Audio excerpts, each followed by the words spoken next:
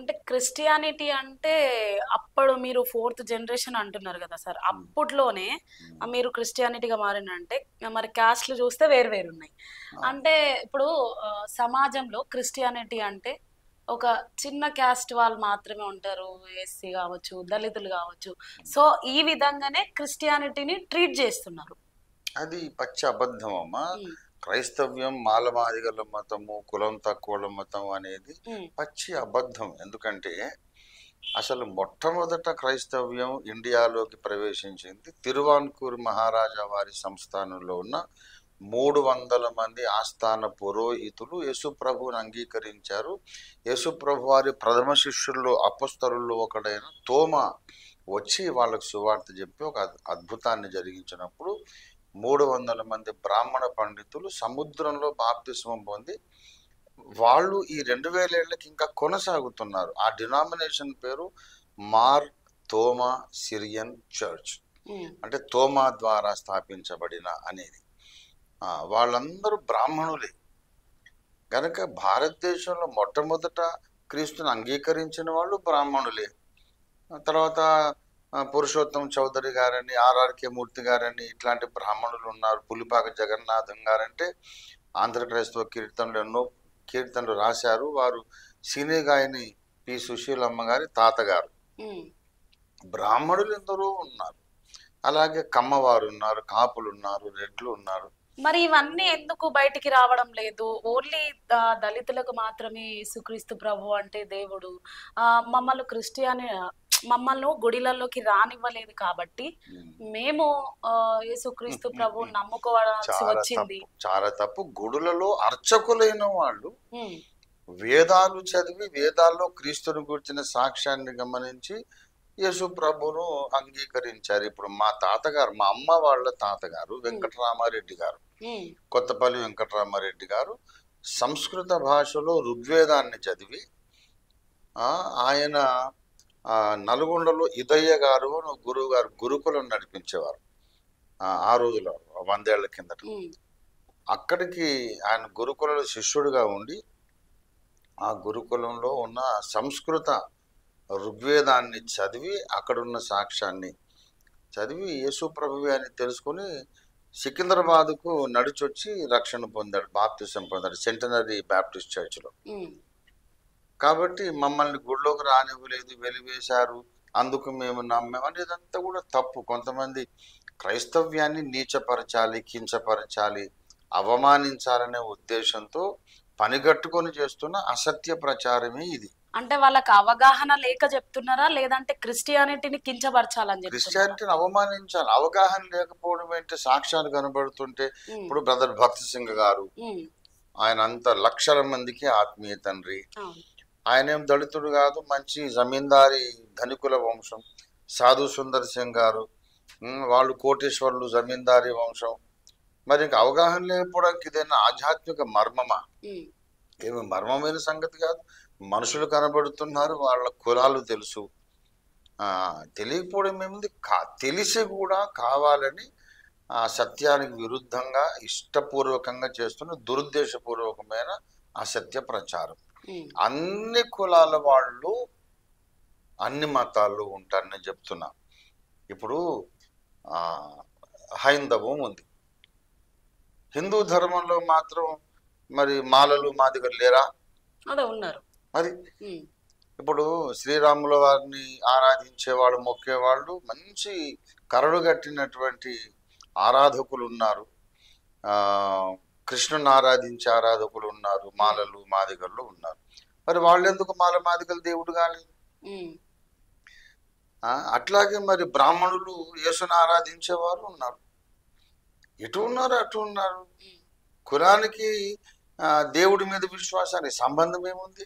కానీ ఎక్కడ చూసినా కూడా క్రిస్టియానిటీ అంటే ఒక మతము, క్రిస్టియన్స్ మతంలో గుంజుతున్నారు. సో ఇట్లా ఇది మతము మతము అని ఇదే విధంగా మేము వింటూ ఉంటాం అన్నమాట సార్. ఎక్కడ తిరిగినా కూడా ఎక్కడైనా కూడా మాకు చాలా క్వశ్చన్స్ కూడా అవే వచ్చినాయి.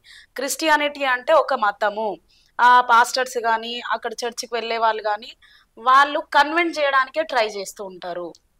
కన్విన్స్ చేస్తాం, కన్వెంట్ చేయడానికి ట్రై కన్వర్ట్ చేస్తారు. అనేది అబద్ధం. ఎందుకంటే భారతదేశము దైవభక్తి కలిగిన దేశము. భారతీయ సమాజం దేవుడి కొరకు, ఇష్టదైవం కొరకు ప్రాణాలైన అర్పించేటటువంటి సమాజం భారతీయ సమాజం. ఒక మంచి హిందువు ఉన్నాడు అనుకోండి, ఎన్ని కోట్లు ఇచ్చినా సరే ఇష్టదైవాన్ని వదులుకోడు.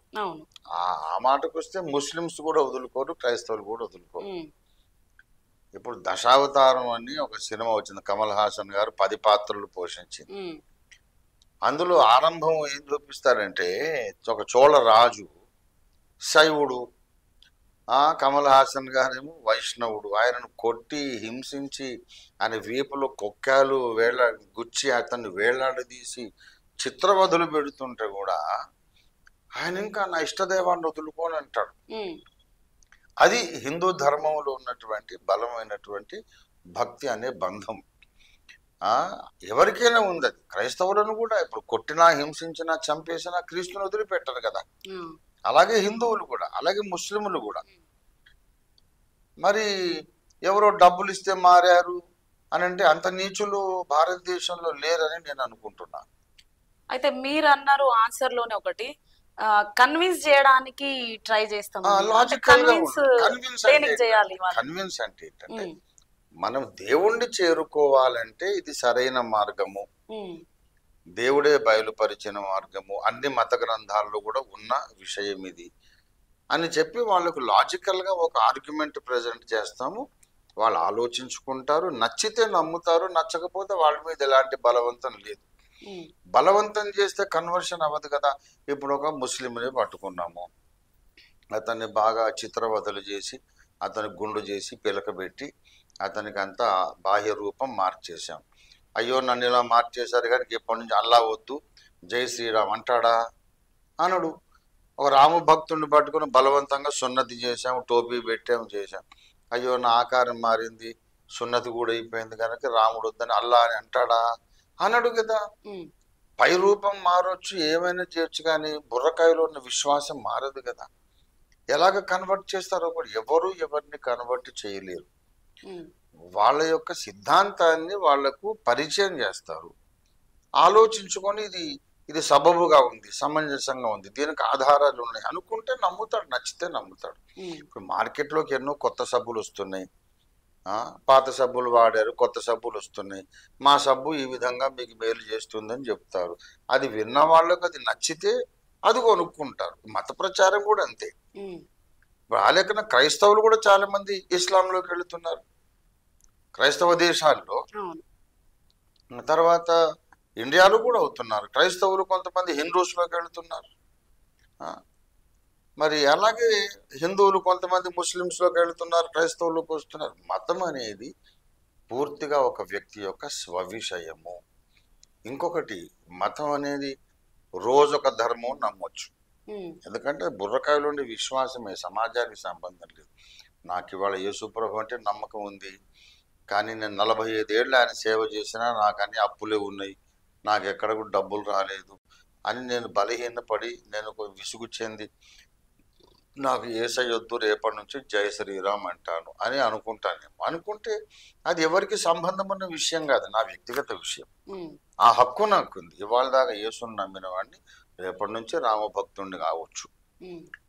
తర్వాత రాముని మొక్కినా నాకేం లాభం లేదని చెప్పేసి నేను అల్లాహు అక్బర్ అని అనొచ్చు.